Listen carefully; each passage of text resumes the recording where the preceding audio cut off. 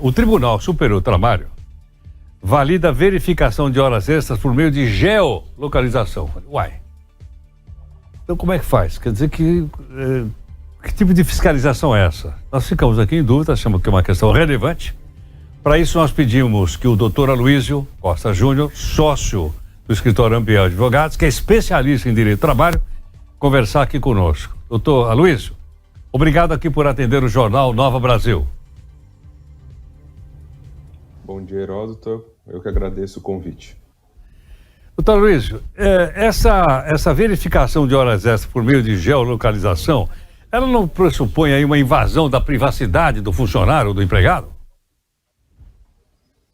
Em certa medida, sim, mas considerando que esse é o tipo de informação que se obtém ou que se pode obter através de dados de geolocalização fornecidos pela própria pessoa, quando ela habilita a geolocalização no celular e quando ela dá o consentimento, né, nos termos e condições de uso, que geralmente não se lê, mas que gera efeitos, então acaba sendo uma informação disponibilizada pela própria pessoa, né? É questionável, porque, de fato, acaba sendo uma intromissão na privacidade e na intimidade, mas não é algo incomum ou que ilícito, né? Porque a justiça, normalmente, em tantos casos que se vê no noticiário, de quebra de sigilo bancário, de sigilo fiscal com acesso a dados de declaração de imposto de renda,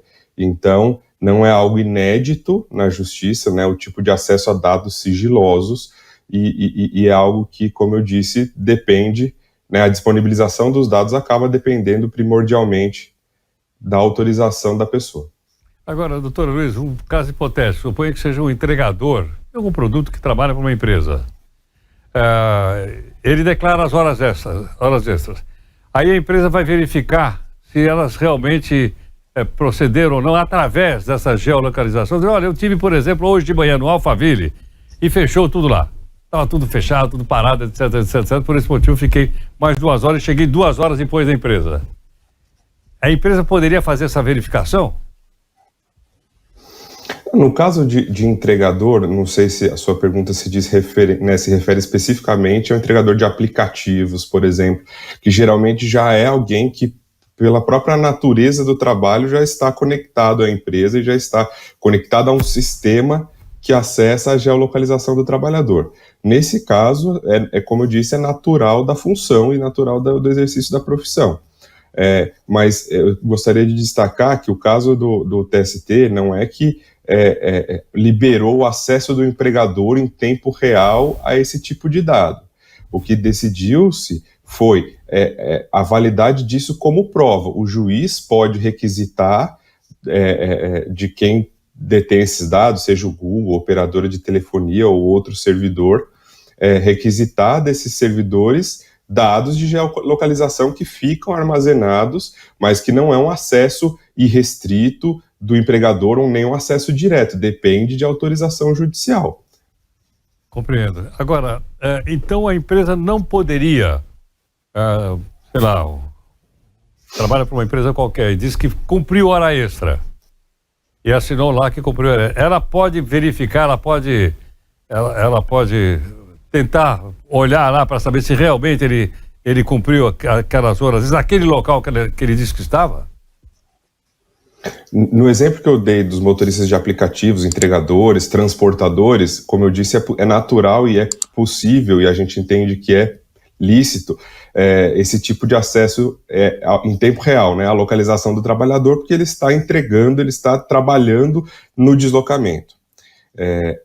No caso de alguém que trabalha na empresa, né, na sede da empresa ou no estabelecimento do empregador, o acesso ao tipo de dado de geolocalização, a princípio, não seria razoável você colocar um rastreador no empregado, não é? Por isso que a justiça decidiu, e essa decisão foi tão comentada e tem gerado repercussão, porque é uma decisão que autoriza o acesso a dados de geolocalização do celular da pessoa que ficam armazenados no servidor do Google ou de empresa de telefonia, enfim, são dados que não, a princípio, não são acessíveis por ninguém, por isso que dependem de decisão judicial. Nesse caso, é um uso de prova em processo judicial, uma alegação judicial de uso de horas extras, né, de trabalho em horas extras, e aí o empregador, para fazer contraprova ou para fazer prova em seu favor, solicita ao juiz que autorize o acesso a esses dados de geolocalização que estão guardados no servidor apropriado. E eu entendo, né, indo mais diretamente à sua pergunta, uma conduta que se assemelharia a colocar um rastreador no trabalhador, sem que haja um motivo específico, como o caso dos entregadores, dos transportadores que eu disse, aí já deixaria de ser razoável, pode ser entendido como ilícito, e gerar até um direito a uma indenização ao trabalhador. Então, eu posso imaginar que o departamento pessoal, o departamento de recursos humanos, não poderia verificar se aquelas horas extras que eu coloquei aqui no meu relatório, elas procedem ou não? Existem outros tipos de controle, não é, Heródoto? Né? O controle por anotação de ponto, anotação escrita, por biometria, que hoje em dia é um meio amplamente utilizado e que é possível verificar a veracidade daqueles dados. Sem contar os supervisores, né, verificando, fazendo conferência se a biometria foi lançada no horário certo, se a pessoa continuou trabalhando depois ou não. São acertos de dia a dia, né? Mas o controle de jornada, ele não só é permitido, ele é um direito e é um dever do trabalhador, né? Ele pode saber se o trabalhador está trabalhando naquele horário e deve controlar o uso de horas extras, porque o empregador tem responsabilidade, não só financeira, de pagar horas extras, como de regulamentação e de fiscalização em caso de excesso de horas extras, não é? Mas o que se discute, e aí existem meios de controle que são lícitos e existem meios de controle que podem não ser.